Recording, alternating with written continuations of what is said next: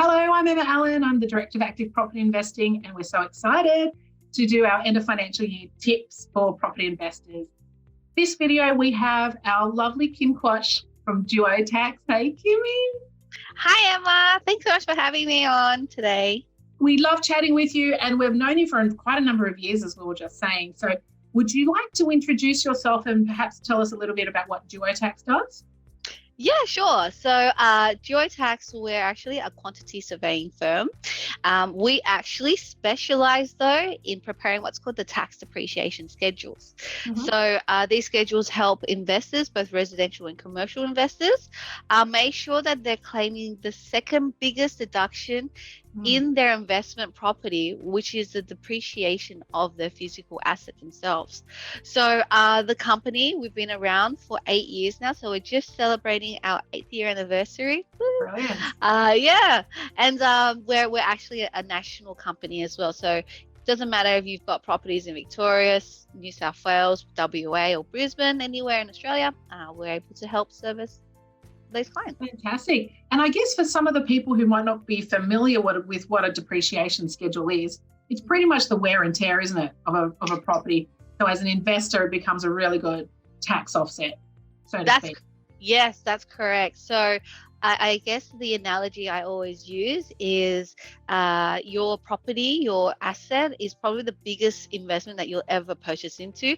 And because it's physical, it will deteriorate over time. So we calculate that deterioration or that wear and tear and allow investors to claim anywhere from $9,000 to $20,000 deduction in their tax returns each year. Yeah, which is worth it, because I think you may as well squeeze as much as you can, right?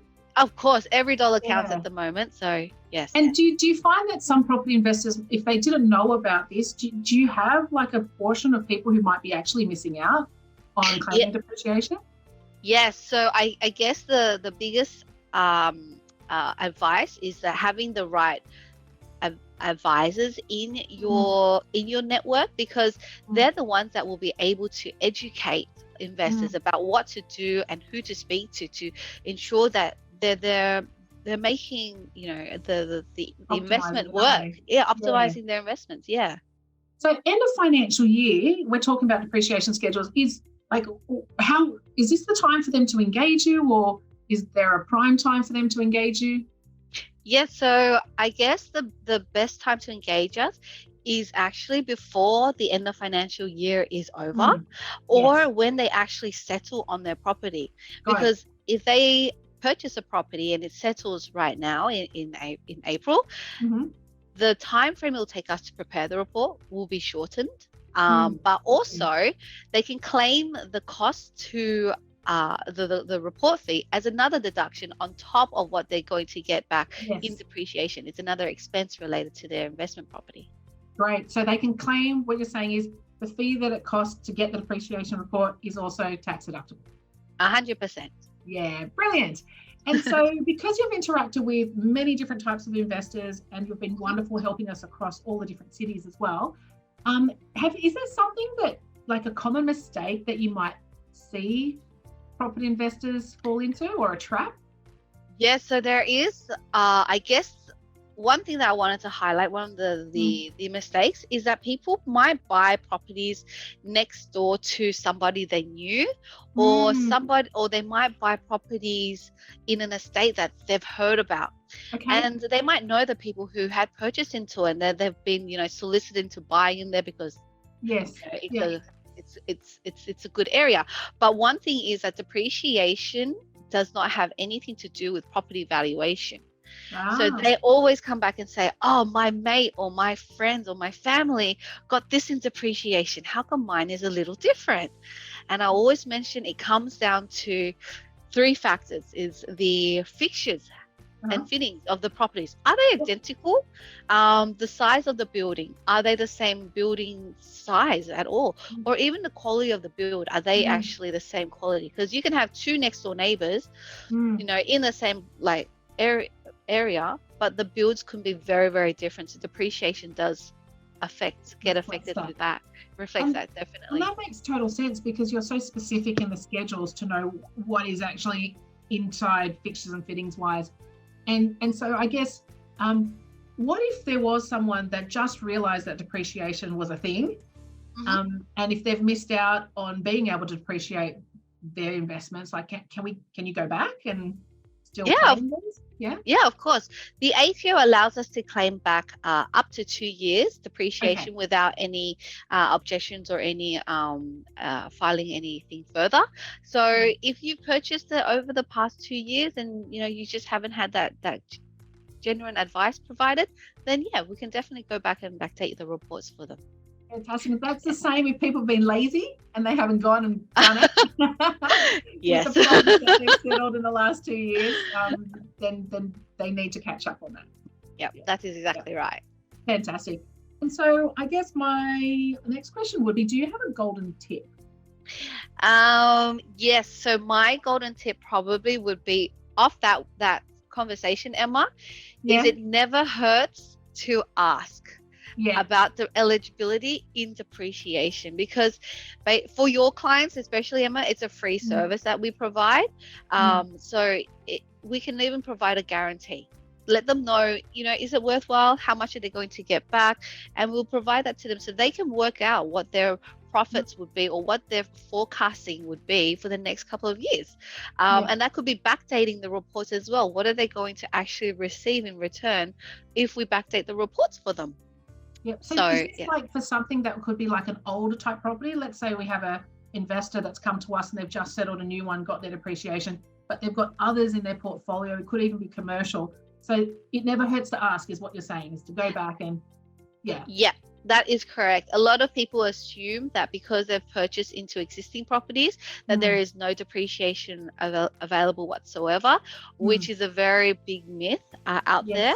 So we always love to bust them and actually, mind blow people. Find something to make tax deductible. That's what we like at the end of the financial year.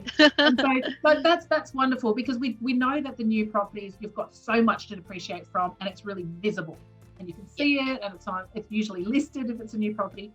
But I think there's the value in utilizing your service, because with an older property, it's not as evident. So people, what I hear you're saying is people need to actually go back, or DuoTax has the expertise to really trawl through and find something that is tax deductible. That's 100% true, Emma. Brilliant. And so I guess to finish off, property investors get impacted by lots of different changes. Is there anything in your space that you think investors need to be mindful of, or that they can be reassured of, going forward in the next 12 months? Yes, so thankfully in the world of depreciation, we don't come across many, industry changes. We had a big change that really rocked a lot of investors back in 2017, and that was to do with existing properties that investors would then buy into. So they would then no longer be eligible to claim depreciation on the fixtures like the range hood, the carpets, the blinds. So that's where many people looked into brand new properties, because brand new properties offered that better yield, and also depreciation was that cherry on top as well for all those fixtures and fittings. The other biggest change that has continually kind of been creeping up with investors is actually the cost to build. So cost to build at the moment has gone up about 20% every single year from about 2019 onwards now. So it's really important, I think, that people need to be well aligned with the right advisors on their sides to make sure that they don't fall short, or that they're getting that quality advice provided to them to purchase into investments properties, because it could be either a make or break for many people with property investing.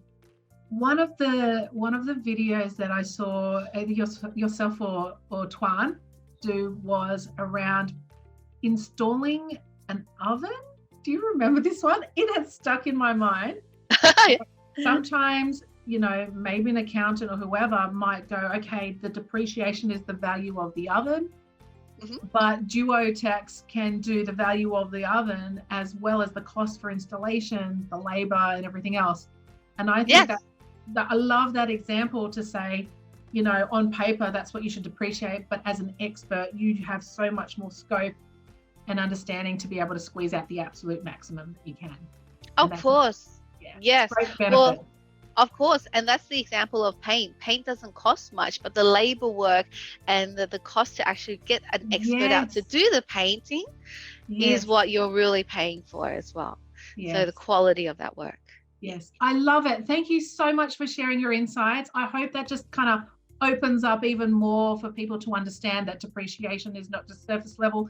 It's something that can be really fully utilized for an investor, especially at the end of financial year. So thank you, Kim. Thank you so much for your time, and we hope to see you soon. Thanks, Emma. Thanks for having me. Thank you. Bye.